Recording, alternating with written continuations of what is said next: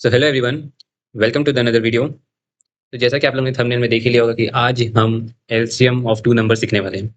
और मैं आपको ये पूरे दावे के साथ कह सकता हूँ कि आप एकदम सही जगह आए हैं, क्योंकि मैं आपको इतने ईजी वे में सिखाने वाला हूँ, ऐसा आपको किसी ने नहीं सिखाया होगा आज तक।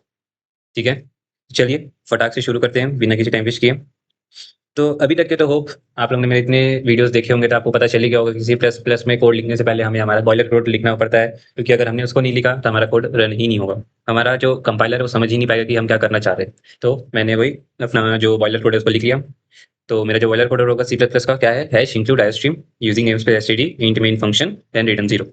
तो डायरेक्टली हम आ जाते हैं हमारे मेन लॉजिक पे। तो हम क्या करेंगे, हमें दो नंबर चाहिए, तो हम कितने वेरिएबल्स लेंगे, दो वेरिएबल्स लेंगे। उनका मैंने नाम ले लिया ए एंड बी, उनका डेटा टाइप रख दिया इंट, ठीक है। और ये जो ए और बी है इसको मैं रैंडमली यूजर से इनपुट कराना चाहता हूँ, तो इसलिए मैंने इसमें यूज किया सी इन।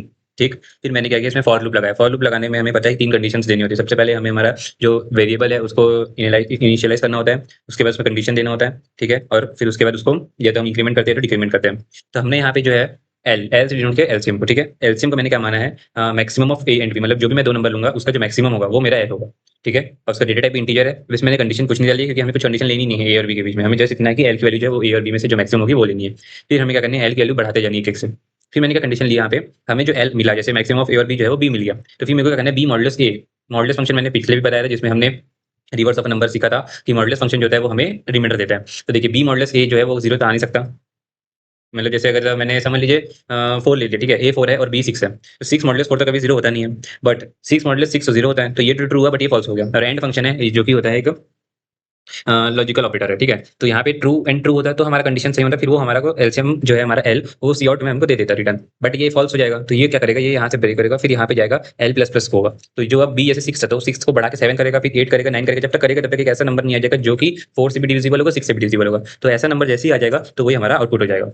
तो ये था मेन लॉजिक। जैसे कि आप देख सकते हैं मैं अपने वीएस कोड में आ चुका हूँ, और इसमें भी मैंने सेम कोड लिखा है जो कि मैंने वहां लिखा था। हम कुछ नहीं करेंगे, जस्ट सेव करेंगे, रन करके देखेंगे। यहाँ मैं नंबर ले लेता हूँ 4 6। तो यहाँ आप देख सकते हैं कि हमारा जो एलसीएम है वो 12 आ सकता है। तो 12 जो है वो देखिए वो 4 से भी डिविजिबल होता है। इसमें 12 जो है 4 से डिवाइड करेंगे तो भी रिमाइंडर 0 हो जाएगा, 6 से डिवाइड करेंगे तो भी रिमाइंडर 0 हो जाएगा। इसलिए जो हमारा एलसीएम है वो 12 होता है, 4 और 6 का, ठीक है।